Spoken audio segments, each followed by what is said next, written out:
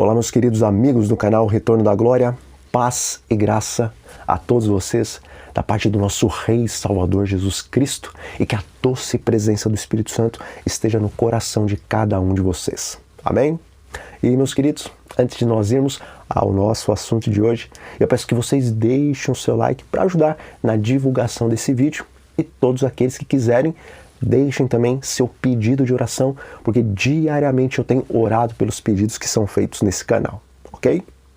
Bom, a palavra de Deus nos diz que o mundo jaz no maligno, porque Satanás e os seus anjos, após serem expulsos do céu de anjos de luz, passaram a ser anjos de trevas. Contudo, ainda que antigamente andávamos em trevas, porque éramos escravos do pecado e também de Satanás, agora nós temos o privilégio de andarmos na maravilhosa luz de Deus. E dizem as Escrituras, porque outrora erais trevas, porém agora sois luz no Senhor. Andai como filhos da luz. Queridos, o Senhor Jesus nos disse que Ele é a luz do mundo. E lá em Isaías 45, versículo 22, a palavra de Deus nos diz que devemos olhar para Cristo, porque dessa forma viveremos. Veja, se estamos olhando para Cristo, qual é a luz? Não podemos andar em trevas. Porque no Sermão do Monte, o Senhor disse que os nossos olhos são a candeia, são a luz do nosso corpo. E se os nossos olhos espirituais têm olhado para Cristo, qual é a luz, todo o nosso corpo será iluminado. Mas se conscientes ou inconscientes nós temos olhado para as trevas, se nós temos olhado para Satanás, todo o nosso corpo estará em trevas. Amigos, andar na luz significa ter os olhos constantemente fixos em Cristo Jesus, e aquele que olha para Cristo, esse também busca constantemente imitar a Cristo. Aquele que olha para Cristo, essa pessoa decide-se exercitar seu pensamento, exercer a sua força de vontade, a fim de representar a perfeição do caráter de Cristo. Aquele que olha para Cristo crê em todas as suas promessas e ele tem a certeza de que dia após dia receberá da parte de Jesus o Espírito Santo, o qual lhe dará poder para ser um imitador de Cristo. E Cristo, meus irmãos, não era um melancólico sofredor, porque ele era cheio do Espírito Santo e um dos atributos do Espírito é a alegria. E ainda que tenhamos provas e aflições nessa vida, se nós olharmos para a luz, estará em nós a alegria que vem do Senhor, e semelhantemente aos discípulos, e semelhantemente ao apóstolo Paulo e Silas, mesmo na provação, nós estaremos glorificando o nome de Deus e nos alegraremos, porque somos dignos de sofrer por causa do nome do Senhor. Queridos, nós não podemos nos satisfazer em apenas dizer que somos filhos de Deus.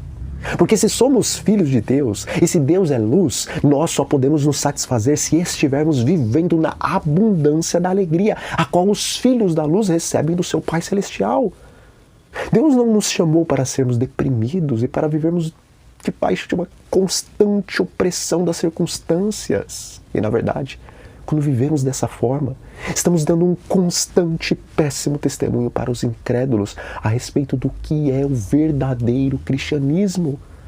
Quando vivemos sob a sombra da melancolia e da murmuração, quando dizemos que somos filhos da luz, mas vivemos em trevas, Satanás, que é o pai das trevas, ele exulta sobre nós e ainda nos acusa diante de Deus como mentirosos, porque nos autodenominamos filhos da luz, quando na verdade vivemos circundados pela atmosfera do reino das trevas. E diz o Espírito de profecia, estão contemplando a Jesus e, pela contemplação, transformando-se à sua semelhança? Andar na luz significa avanço e progresso nas realizações espirituais. Bom, embora o apóstolo Paulo declarou em um dado momento que ele ainda não havia alcançado a perfeição, logo em seguida, ele não ficou se lamentando, como no princípio, dizendo que aquilo que ele queria fazer, ele não conseguia, e aquilo que ele não queria, isso ele fazia quase que instintivamente. Mas o apóstolo, com santa humildade, pôde dizer que se esquecia de todas as coisas que ficavam para trás e olhava agora constantemente para o modelo, para o Rei da Glória, e ele avançava para as coisas que estavam diante dele.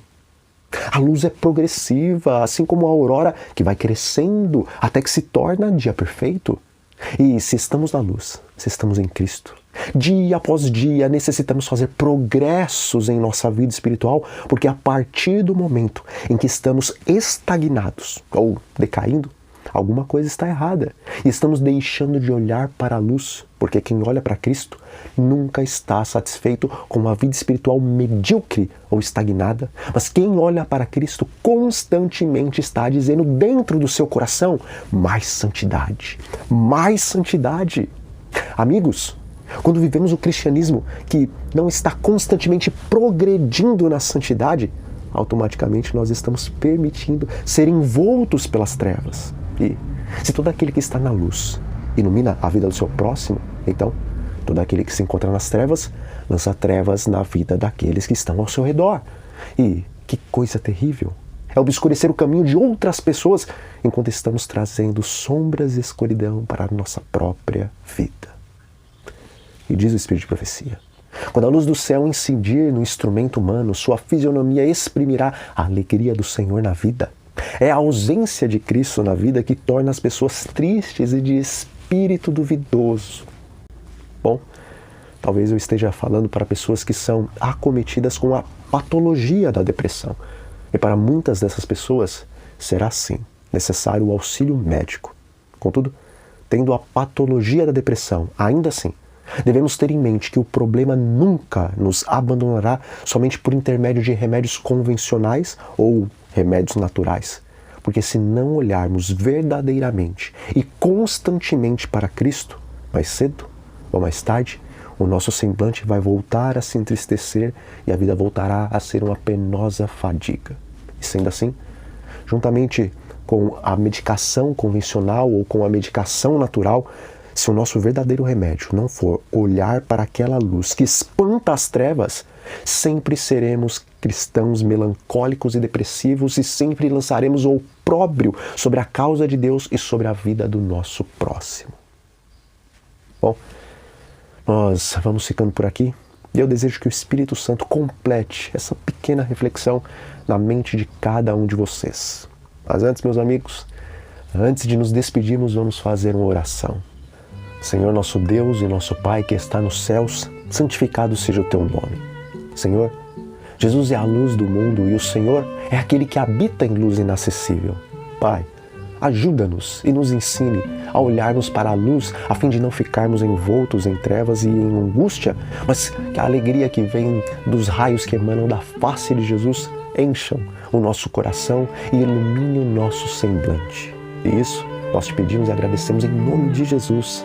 Amém. Então, um grande abraço para todos e que a paz do Senhor Jesus permaneça sobre todos vocês. Amém?